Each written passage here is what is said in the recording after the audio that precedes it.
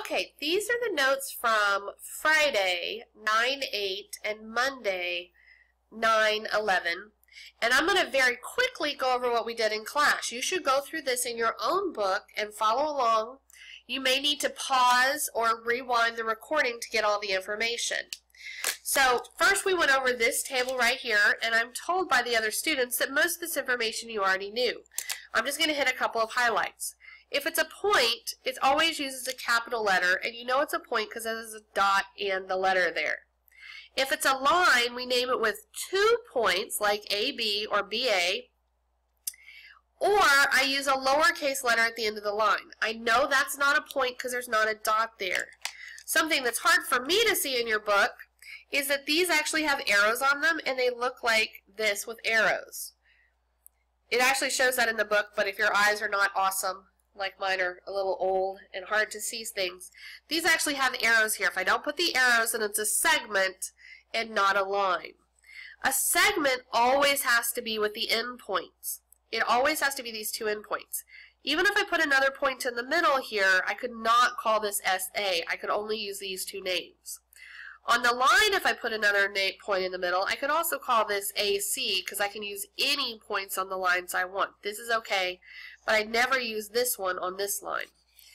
We also have an array that has 1 endpoint and 1 line. This also has an arrow, and its arrow always goes to the right. Even if I redraw this going to the left like this, and I draw this one right here like this is still this same name, even though it's going the other way. I could never turn the arrow on this the other way, and I can't swap these. The first letter is always where the endpoint is. And finally, this is a plane.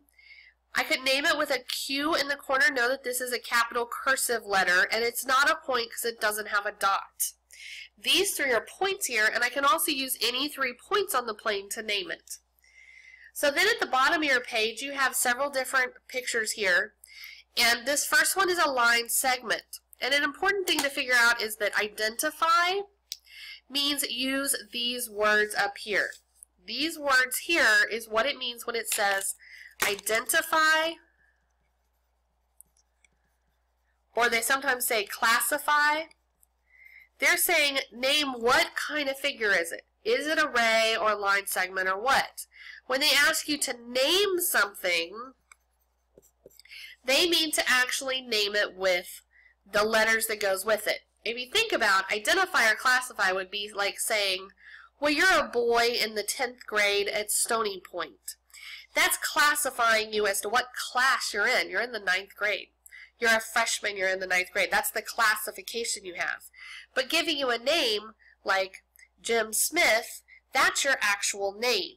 So think about that the name is the actual letters you use on something, and the classify or identify is just which one of these words we'd use. So identify, this is a line segment, and then the names, these are the names, would be QP or PQ. Both of these just have a plain line above them, no arrows because that's a segment. B is a line, that's its identify, it's a line, and then I could call that NC with arrows or CN with arrows. This is a plane when I identify it, and I could call it plane, and then I could use these 3 points in any order I want. Notice they put a bunch of them in different orders. I can put these 3 points in any order I want, or I could call it plane M. That's cursive. It's not a point because there's no point there beside it. So I could also call it point M. And finally, this is a point, and it's point D. On the top of the next page, we drew this in here. I could also draw it like this, but the important thing to know is the end point has to be at the F, and the E is just another point on the line. It's also not right to do this, like some people want to do this, but this E actually has to have a dot to show that that's a point right there.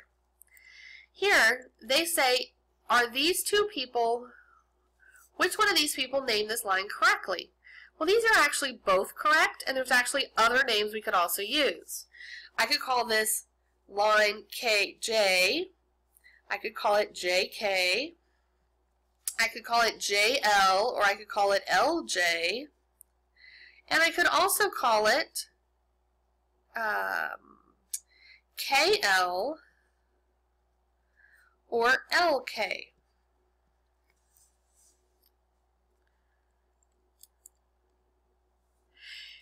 Number 11 says, is this a good name for this? Well, it's not. This one right here would have to be called RS. Remember, the end point has to be the first letter. All right, now we're going to jump to the bottom of the page, and this is super important. Naming angles is super important. First of all, we use the angle symbol like this. And one little tip is, if I can use a program like Word, I can put this really cute little angle symbol that looks like this. Or, like angle 1, right there like they had. Or, when I'm using the forms for you to fill your answers in, I sometimes write it like this, angle 1. And sometimes I use the less than sign that's on the keyboard and I type it like that. Those all mean angle. Now it tells me here that an important thing to know when I'm doing angles is where the vertex is. The vertex on an angle is this part right here. It's the pointy part. I always talk about it being the pointy part is the vertex. So in this angle here, this is the vertex right here. And that's super important. So I can name this angle 3 ways. Number 1 way is I could name it angle 1 with the number that's right there. I could also name it by just the vertex. The vertex is at B, so I could name it just angle B. Or I could use 3 letters, 3 points on it. That's super important right there. And the middle one has to be the vertex. So down here, notice that the middle one on each one of these is B, and because the middle one always has to be the vertex. I can't put one of the other ones in the middle here. It always has to be the vertex in the middle. So we're going to name a couple of them on the next page. This first one I could call angle 3. I could also call it angle Y because Y is the vertex. Or I could name it with 3 letters, and again, notice that the Y is always in the middle because it's the vertex. Now over here, on this one, C is the vertex. So C always has to be in the middle, and other than that, I could name it using any combination of letters going along here, SCN, SCF, any of these combinations as long as the C is in the middle, or I could just name it angle C because that's the vertex. Okay, then we jumped ahead to this page right here, and we went over a couple of vocab words. You should write these down either in your notes or at least in your book. An acute angle is less than 90 degrees. An obtuse angle is more than 90 degrees, and it also has to be less than 180. A right angle is exactly 90 degrees, and a straight angle is exactly 180 degrees. It makes a straight line like this. You probably already have heard of these before. That's probably not new. These last 3 words are maybe the ones that are new for you. Adjacent. Think of adjacent houses. If I have a street and I have houses on the block, the 2 houses that are on the same side of the street, these 2 are adjacent. They're right next to each other and they're touching. They probably have a fence that they share because they're touching right there. If it's across the street here, with the street in between and they're not touching, those are not adjacent. It works the same here. So adjacent means they're next to each other and they have to touch. And then finally, complementary and supplementary. Complementary means they add up to 90 degrees. And supplementary means they add up to 180 degrees. Okay? So we're going to use these words we just figured out the names for to name each one of these angles. And it's asking me to name the pair, to write the words to describe the pair of angles. So these 2 here, we could say they're supplementary because they add up to 180 and they're adjacent.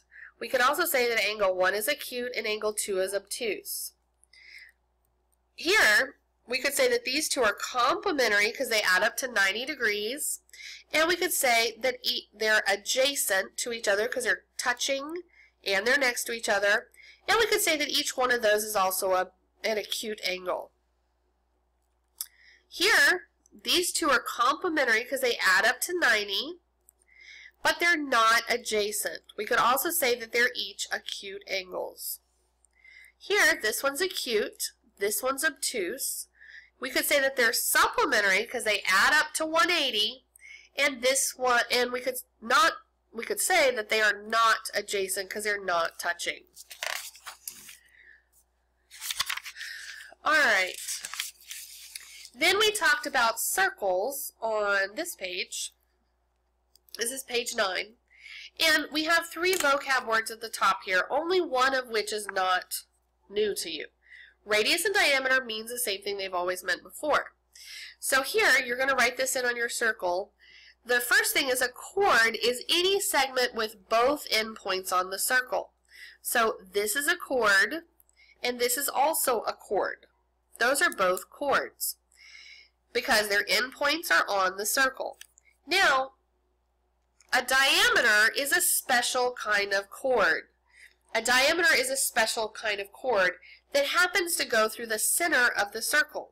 So this one I said is a chord. I could also call this one a diameter because it's a special kind of chord. And then a radius, of course, goes from the middle of the circle to the outside. So for instance, from here to here, that's a radius. That was everything we did in class.